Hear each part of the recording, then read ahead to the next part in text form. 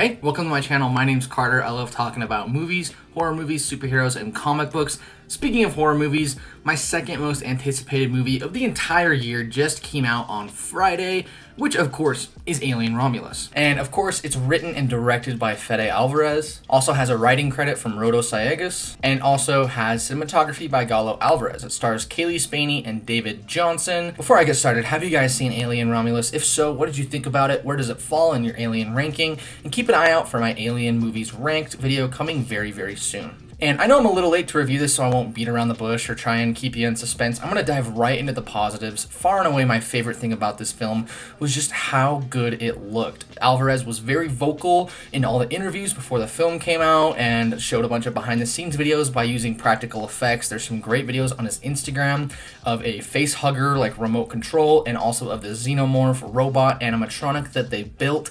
And it just looks fantastic. You can really tell the love and care and just it makes the film feel so much more realistic and so much more, not grounded, but very, very just visceral in tone and in feel. Because when you're watching this play out, it's a real xenomorph animatronic, which of course is aided by CGI, but it's running around chasing people or, in the vents or running around doing whatever, and it just makes it all the more interesting.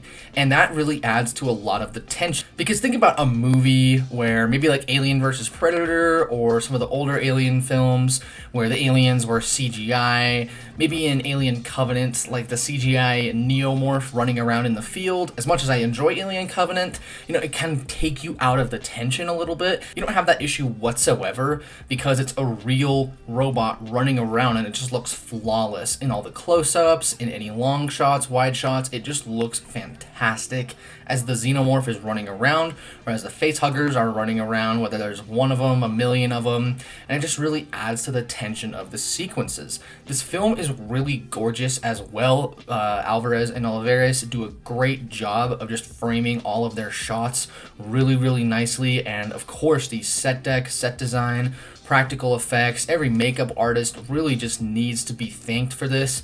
This is easily the most beautiful film I've seen in a long, long time when it comes to visuals.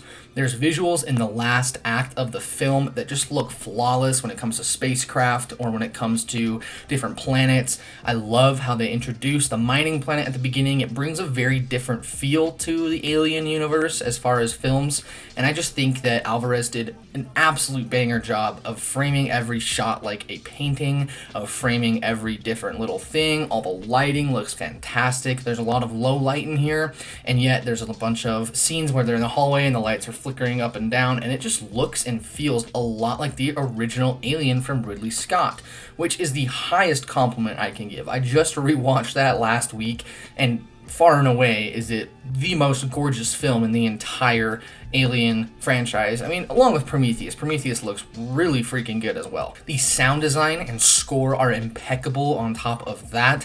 I just think that the composer knocked it out of the park, making it feel very science fiction-y and also very horrific.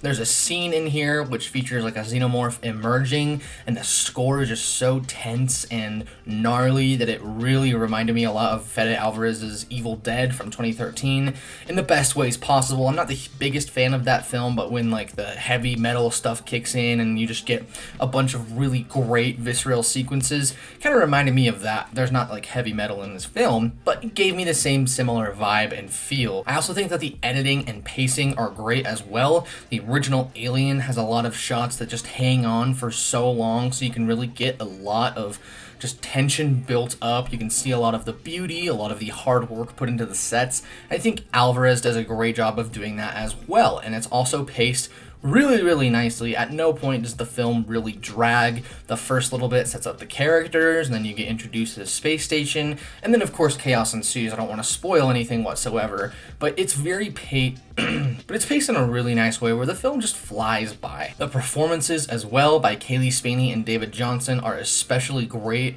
Of course, every other actor in this does a good job, bar one strange effect and actor performance, if you can call it that, which I will talk about in my mixed, but David Johnson, especially as the android Andy, just kills it here. He is so unique and interesting and just plays the performance so well. And when you see the movie, you'll definitely understand why. He plays like very interesting personalities in the film, and I thought that he was the standout here. He absolutely killed it. Kaylee Spaney as well is great. She was great in Civil War and Priscilla, even though I didn't care for her character in Civil War. Her performance was great, and I think here it's just even better. She plays timid yet like very strong, trying to be a protector of Andy very, very well. And of course, when it goes like not into the Ripley stereotype, but you can easily see where Rain can measure up to Ripley. And I don't mean that as like, she's the new Ripley, she's as good as Ripley, because Ripley's iconic. Ripley's one of the most iconic Final Girls, one of the most iconic action or horror characters of all time. But I can definitely see Rain, if more films are put with her in it, and it has the same amount of creative and quality output, I can definitely see her rising up the ranks of that as well. So honestly, I think that I've touched on every single positive that I can give. Again, it's a gorgeous movie filled with great performances. It does take some big swings in the last like 20-30 minutes. I think for me, they worked so well. I was locked in. It's like that Call of Duty lean, or that video game lean where you just lean forward as soon as something gets intense. That's what I did the last little bit. I saw it in a theater with a bunch of people, and as soon as there's one reveal in the third act, everyone went, or people were like, oh my goodness, like disgusted, horrified, freaked out, or just like appalled.